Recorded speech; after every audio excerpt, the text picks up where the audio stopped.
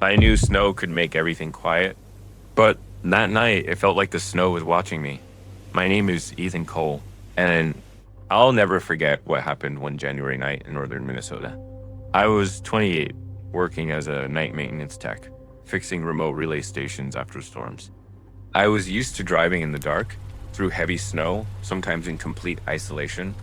I thought I was tough enough to handle it. That night, I learned how wrong I was.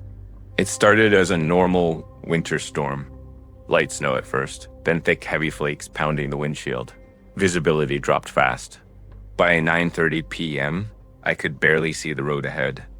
The radio was mostly static, the kind that makes you tense without realizing it. Around 9:42 p.m., my phone rang.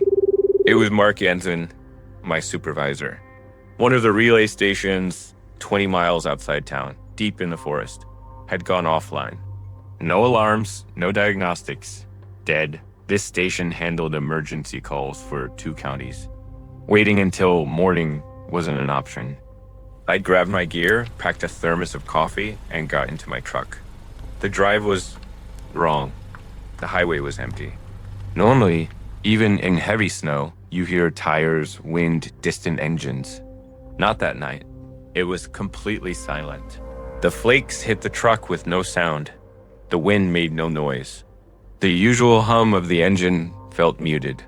Then I saw footprints. They crossed the road slowly, large and uneven, disappearing back into the forest. One set, no return path. Too wide for a human boot, too large for a deer. I stopped for a moment, staring. My hands shook.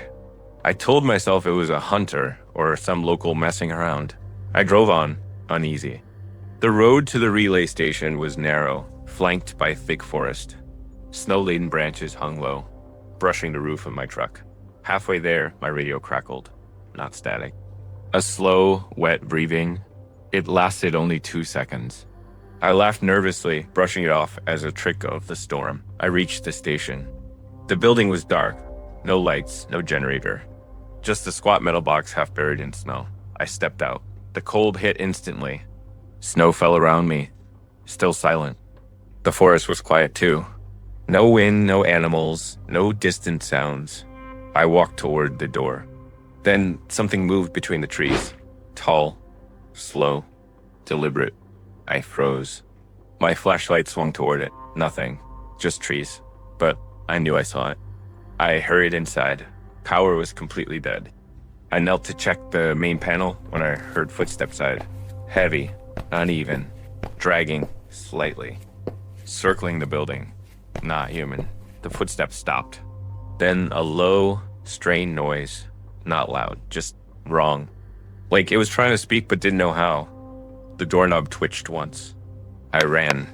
Through snow waist deep. I didn't look back. My truck was 5 feet away, but I didn't care. Jumped inside. Locked the doors. Then I saw it. At the edge of my headlights. Tall, thin, shoulders too high, arms too long. No face, only darkness.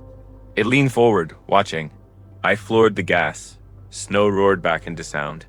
The truck fishtailed, then gripped the road. I didn't stop until I reached the sheriff's office. Deputy Ryan Holloway listened to me, silent.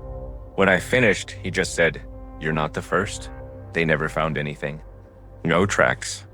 No damage. No explanation. The relay station came back online by morning. 2 weeks later, I quit my job. Even now, when heavy snow falls quietly, I feel that same presence. I hear nothing, see nothing, but I know it's there, watching, waiting. And I never drive alone in a snowstorm anymore.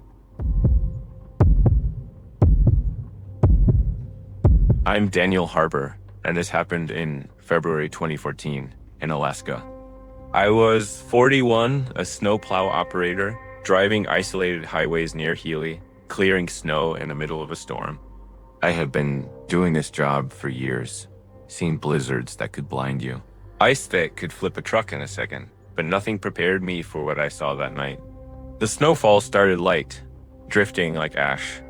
By midnight, it turned heavy, thick, relentless. Visibility dropped to almost zero. No other vehicles. Just me and the endless white. I was driving plow unit 17, an old truck. loud and reliable. The blades scraped the snow steadily. Radio played faintly. I thought I was alone, but I wasn't. At first, I noticed odd tracks. In my side mirrors, the snow behind the plow wasn't settling normally. Long lines cut through the fresh snow, running perfectly parallel to the road. I slowed down. They kept pace with the truck. I thought maybe it was just drifting snow, but it moved like it had intent. I radioed into Lisa Monroe, the dispatcher, jokingly saying I saw wildlife along the road. She told me moose had been spotted earlier, but I didn't believe it. This wasn't a moose. 5 minutes later, the radio went silent. Not static. Silent. The dashboard froze. Even the temperature reading blinked out. Then I saw it. Behind me, just beyond the rear camera, something tall, upright, moving through the snow at my speed. Not a bear, not a moose, something else entirely. I slammed the brakes. The plow slid slightly. The shape disappeared. I told myself I was seeing things. Then came a sound. Something tapped the side of my plow. Lightly, deliberate, moving along the metal. My heart raced. I grabbed the radio. No response. It moved to the back of the truck. I could see it in the mirrors now. Tall, unnaturally fast. Step for step with me. I floored it. It matched my speed. Stayed beside me. Then, suddenly, gone. I didn't stop until I got back to the depot. I was shaking, hands white on the wheel. When I got out, I saw them.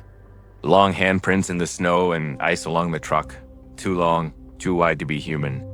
Pressed beside my tire tracks. Then nothing. No tracks leading away. I reported it to Trooper Caleb Wright, who listened quietly. When I described what I saw, he didn't ask questions. He just went quiet. Later, he said, "We get reports like this during storms. Always snow. Always at night. Nothing official came of it. No explanation. I never went back to that route. I never drive that highway at night in snow anymore, because that night I learned something. Whatever it was, it didn't want to hurt me. It just wanted to follow, silently, step by step, as I moved through the storm. And I know it's still out there."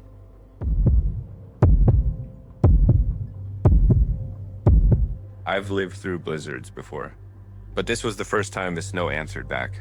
I don't usually tell this story out loud.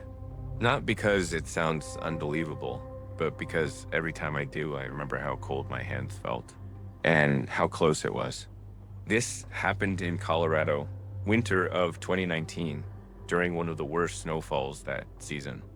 I was driving home late after visiting a friend in a small mountain town near Leadville. It was supposed to be a quick trip. Weather reports said light snow, nothing serious. I'd driven those roads dozens of times before. By the time I left, the snow had changed. It wasn't falling gently anymore. It was coming down hard, straight, thick, the kind of snow that eats headlights.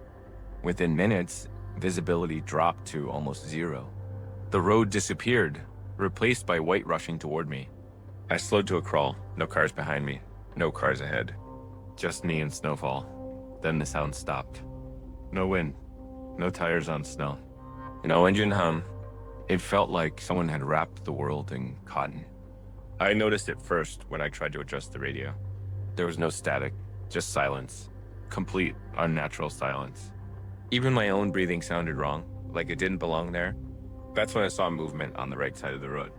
At first, I thought it was snow blowing sideways. Then it stayed even when the flakes shifted. Something tall was walking next to my car. Not running, not struggling, not walking. I couldn't see details. Just a shape keeping pace with me. A few feet away, perfectly steady. Its steps didn't crunch. Its movement didn't disturb the snow.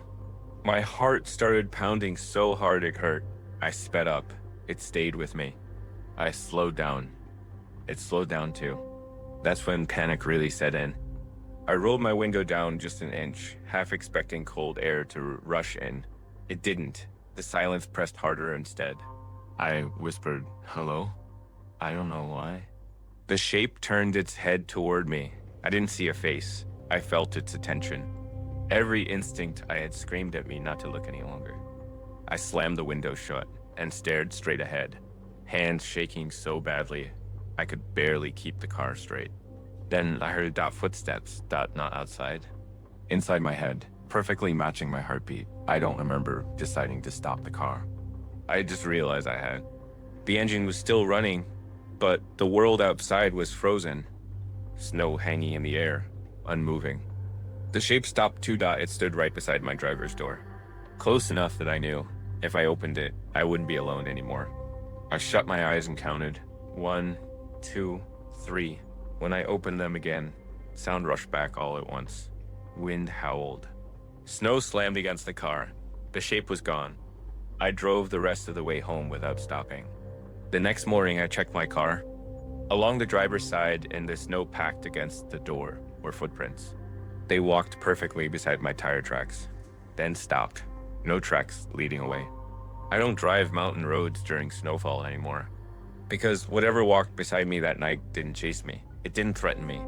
It just wanted to see how humans move through the storm.